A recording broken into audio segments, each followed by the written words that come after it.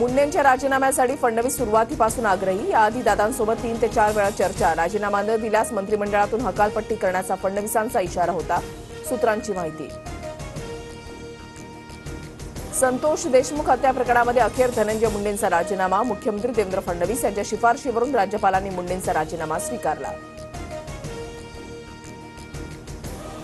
राजीनाम्यानंतर धनंजय मुंडेंच्या ट्विटनं नवा वाद। राजीनामा वैद्यकीय कारणातून दिल्याचा मुंडेंचा दावा, तर मुंडेंनी नैतिकतेमधून राजीनामा दिल्याचं अजितदादांचं म्हणणं। धनंजय मुंडेंच्या राजीनाम्याचं स्वागत। राजीनामा आधीच व्हायला हवा होता। शपथच झाली नसती तर पुढील गोष्टींना सामोरं जावं लागलं नसतं। मुंडेंच्या राजीनाम्यावर पंकजा मुंडेंची प्रतिक्रिया।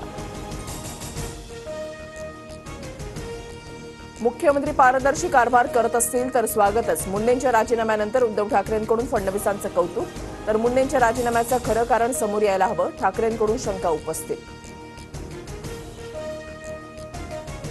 भास्कर जाधव विधानसभेचे विरोधी पक्षनेते असणार। ठाकरेंच्या शिवसेनेचं विधानसभा अध्यक्षांना पत्र।